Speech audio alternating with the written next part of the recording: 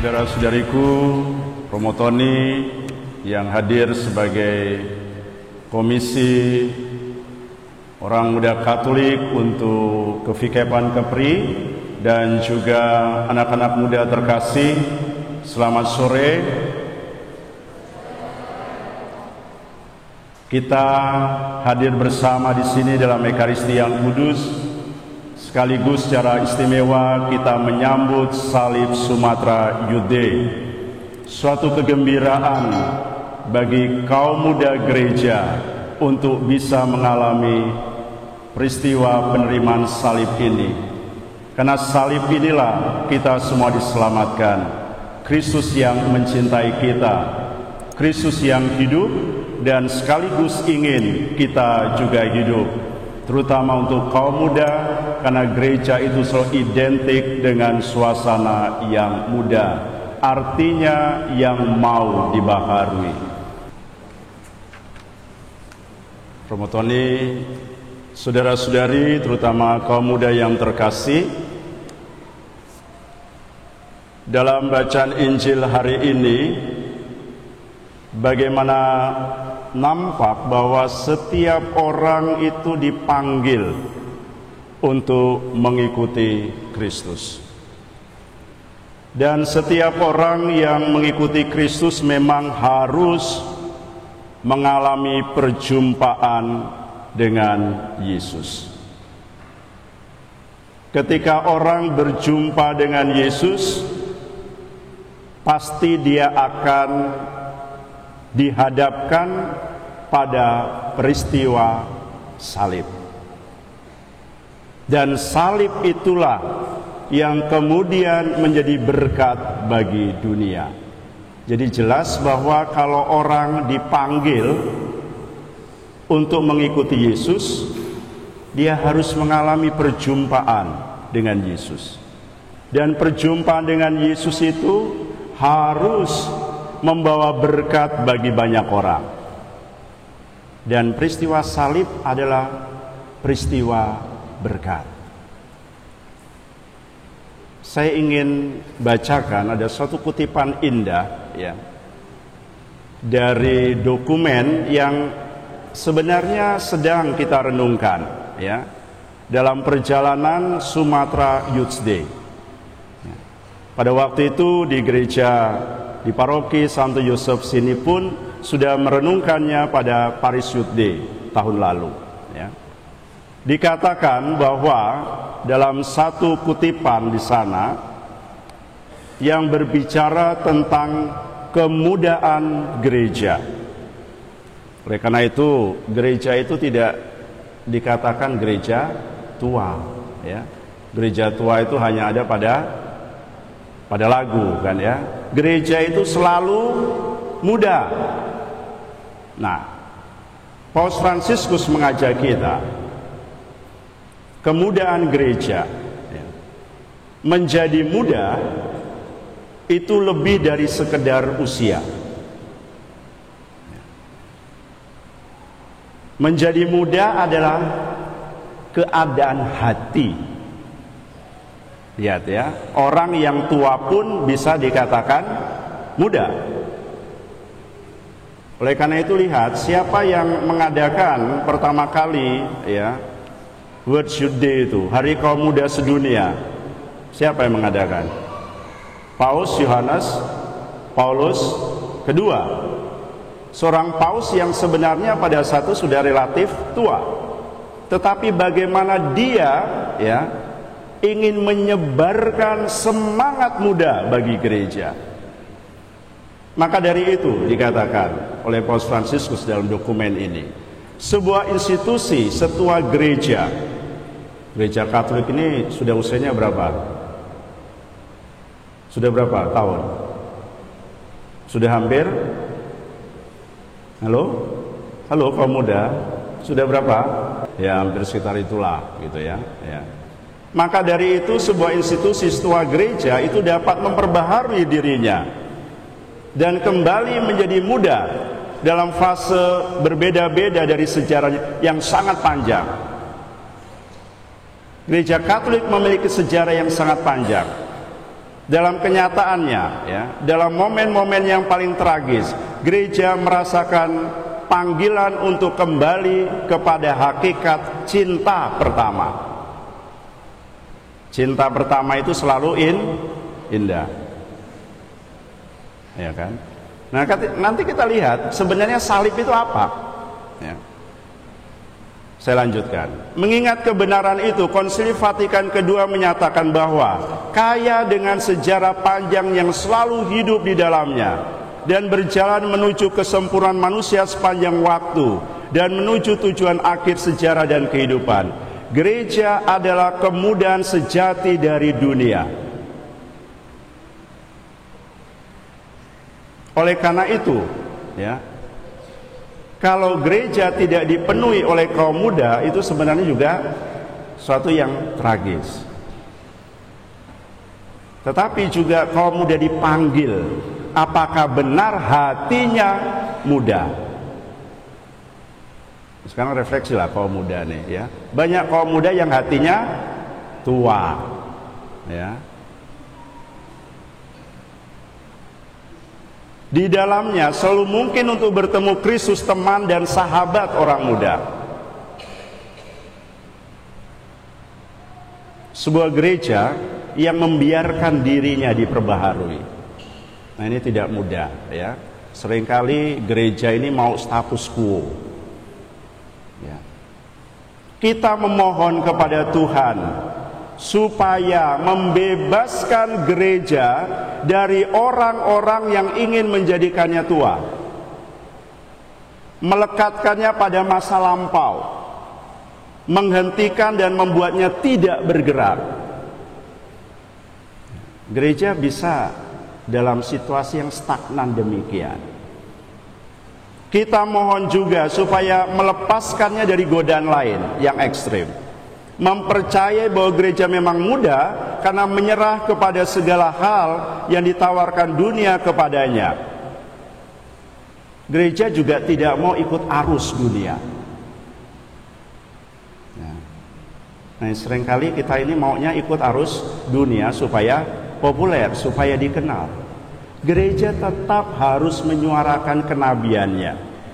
Percaya bahwa gereja harus dibaharui karena menyembunyikan pesannya dan menyesuaikan dirinya dengan yang lain. Tidak, kata gereja, tidak boleh ikut arus dunia. Menjadi muda ketika ia menjadikan dirinya sendiri, ya, menjadi otentik, sejati. Ini bukan asal beda. Dan ini kan biasanya mulai muncul ketika orang dalam usia muda, ya.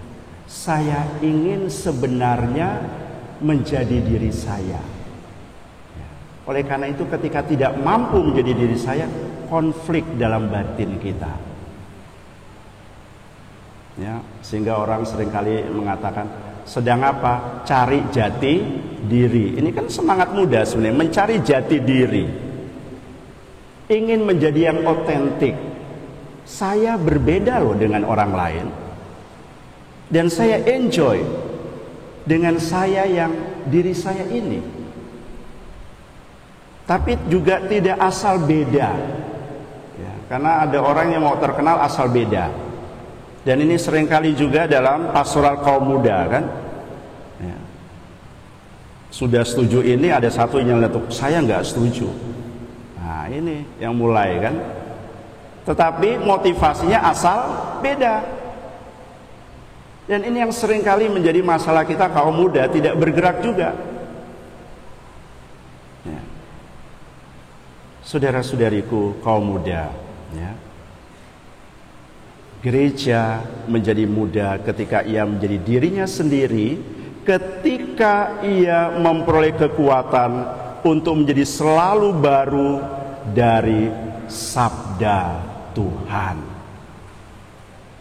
Ya, oleh karena itu keuskupan kita selalu getol dengan apa? Sharing Injil 7 step, ya. Karena dasarnya di sana bukan arus dunia. Menjadi selalu baru dari sabda Tuhan, dari Ekaristi. kehadiran Kristus dan dari kekuatan Roh Kudus setiap hari. Gereja menjadi mudah ketika ia dapat terus-menerus kembali pada sumbernya. Sumbernya apa? Sebenarnya salib itulah sumbernya. Ada sabda Tuhan di sana. Ya. Ada ekaristi di sana. Dan ada komitmen di sana. Ya. Oleh karena itu selalu ditegaskan bahwa salib jangan kita memandangnya hanya sebatas penderitaan. Kalau kita hanya memandangnya sebatas penderitaan, salib tidak menarik. Dan juga orang ragu dengan salib Kristus. Ya, karena identik selalu apa? Berat. Nah, oleh karena itu mungkin juga ya, mengapa OMK tidak banyak, karena penerimaan salib seakan-akan menerima beban. Ya, salib itu sebenarnya apa? Peristiwa cinta. Nah, oleh karena itu sayang ya kalau orang tidak mau menerima salib. Orang tidak mau menerima cinta Tuhan. Mari kita belajar ya untuk bisa melihat salib itu dengan hati yang bersih ya, dengan pikiran juga yang jernih, melihat itu sebagai peristiwa cinta. Ini cinta bukan yang cinta dunia ya. Cinta dunia itu lebih sekedar rasa. Ya kan? Benar gak? Ya. Saya mencintai kamu kalau saya rasanya suka sama kamu. Ini cinta dunia, ini cinta gombal ya. Cinta itu harus bergerak ke arah komitmen. Betul enggak? Ya, betul ya. Kalau cinta hanya rasa, tidak menarik. Cinta itu komitmen.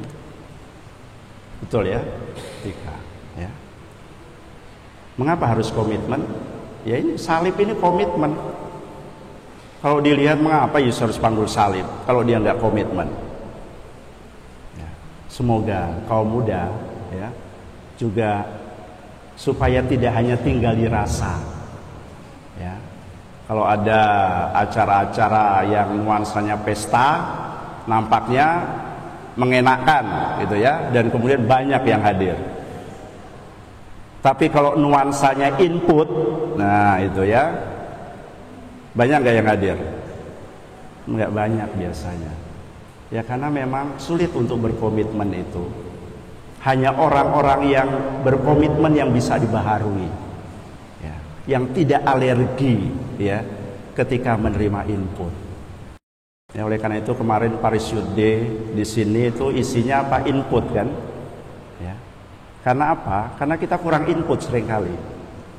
Dan input itu melelahkan, sampai ada yang menangis, sampai ada yang pingsan, ya. Ya. Tetapi kemudian membebaskan. Ya. Dan itulah kiranya yang mau kita renungkan dalam Sumatra Youth Day. Kristus vivit, Kristus hidup. Ya. Hanya orang yang mencintai yang bisa hidup. Betul enggak? Nah nanti PR untuk Romo Tony, pastoral kaum muda ya. Nah, Romo Tony ini pintar mencintai. Makanya itu kami pilih dia sebagai komisi OMK ya, kepemudaan ya. Karena apa? Orang yang bisa mencintai itulah yang orang yang bisa hidup. Oleh karena itu namanya orang hidup itu selalu identik dengan apa? Bersama dengan Allah kan. Mati itu keterpisahan dengan Tuhan. Ya, oleh karena itu orang yang putus cinta seringkali ambil jalan bunuh diri. Ya, karena apa? Dia lebih baik mati karena nggak ada gairah cinta. Ya, hanya orang yang mampu mencintai, orang hidup itu harus identik dengan mampu mencintai. Ya, seringkali perkataannya tidak mudah dicerna. Ya, Yesus juga mengatakan kok ya, Yesus itu pernah didatangi orang, Yesus lebih baik saya mundur jadi muridmu. Yesus katakan apa? Siapa yang mau mundur lagi? Kan gitu kan? Kenapa? Ikut Kristus komitmen, bukan rasa. Semoga ya perjalanan Sumatera Yude yang kita mulai juga di paroki ini dan paroki-paroki di Vikepan ini, Sekuskupan ini, dan satu regio Sumatera ini, sungguh perjalanan kaum muda untuk belajar mencintai. Bukan hanya belajar mencintai, belajar juga untuk dicintai. Ya, jadi seringkali orang tuh mau mencintai, tapi ketika dicintai, no, ya, belajar menjadi pribadi mencintai dan dicintai. Semoga Kristus hidup dan Dia ingin kita semua hidup.